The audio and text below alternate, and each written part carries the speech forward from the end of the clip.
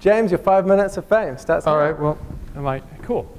Hi, I'm James. I'm here from the world of video games, and I come in peace, mostly. I've got a couple of interesting things I hope I can share with you about the things that we do in games to keep people interested, engaged, and amused. When you start off as a kid, you play lots of games out in the yard, right? You play cops and robbers, you play rugby, you play cricket, you play basketball, whatever you play. Eventually, you end up on video games as well. And video games are these big, complex systems. Like, that's a cops and robbers game, but it's got all kinds of other stuff going on. And we have lots of ways we get people involved in this stuff. And when people are involved and engaged in something, they pay a lot more attention to it, right? Here's how you get people to recycle more. Make a game out of it. This is a thing from thefuntheory.com. They blink a light. When the light blinks, you dump your bottle in. You get points. Cool. One of the ways that we try really, really hard to keep people involved is this thing called flow state. I'm not going to try and pronounce this gentleman's name, but it's very, very cool and very, very simple. If things are too hard, people get frustrated. If things are too easy, people get bored. We want them in the middle. We want them happy. I'm not going to tell you that you should try and turn everything into a first-person shooter. Please don't. This is what happens when someone thinks they need to make the Windows Task Manager based on Doom. Good luck killing that running process.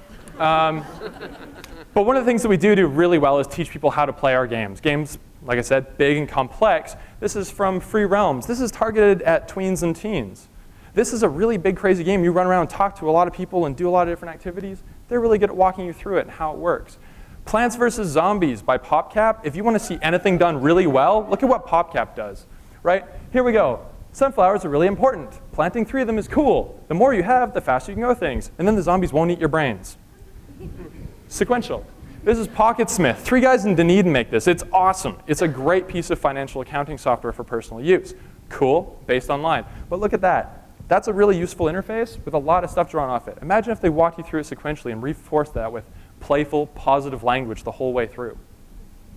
On the Xbox 360, they introduced this thing called achievements. Achievements are long-term rewards, or sometimes very short-term rewards, for actions performed in-game.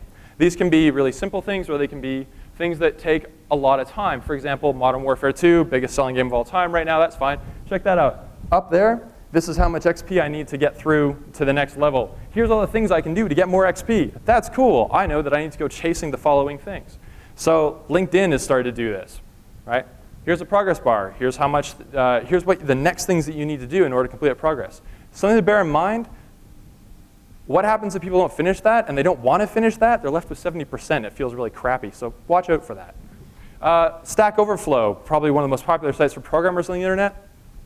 They have a badge system which is very similar to achievements. And a lot of their badges are numerical based. Visit site each day for 30 consecutive days. Just try and find things that your users can do that is not numerical based, that encourage them to experience the site in different ways. Exploration and discovery, another area that we do really well in games. How many places do you think you can go in this screenshot? Right? If you just look, they're really good at landmarking things, which is a thing that we usually steal from theme parks. Walt Disney came up with this great term called weenies. Weenies are things that draw your eye and draw your person towards them. This is like you're on Main Street, and no matter what you do, you can look down, you can always see the castle. People are always drawn towards the castle. They don't have to be big, huge architectural things. They can be really small things. Again, a Mario example, these are called pull stars. When you cursor over them and you pull when you cursor over them and you click on them, it pulls Mario along. It's a really small little thing, but the tactile nature of that just draws the player through it. Zero does this really cool thing where what people expect, right, when you sign up for something is a CAPTCHA system, and CAPTCHAs are kind of difficult to use sometimes. So Zero completely subverts that expectation and gives you something very cool, which is a game of tic-tac-toe. Cool, exploration, discovery, done really similar. So, summing it all up, teach gradually and playfully. Right? It's actually pretty straightforward. Sequentially is different from gradually, but use playful language and then give people a chance to try things out time and time again in a safe environment. Provide feedback.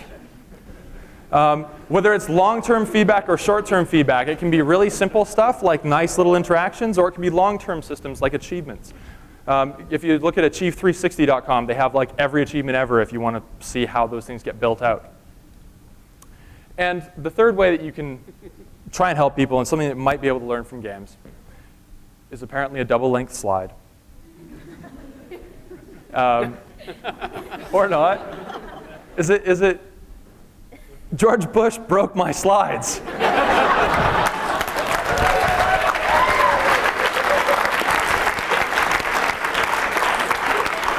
Well, that was different. Anyways, the third thing is try to unmask complexity over time, right? Give people chances to explore and experience your application or your website or whatever.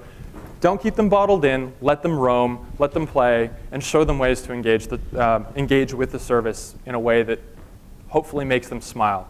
And that was the last point. In the last slide, I had a lovely picture of a smiling person, which is gone now due to George Bush.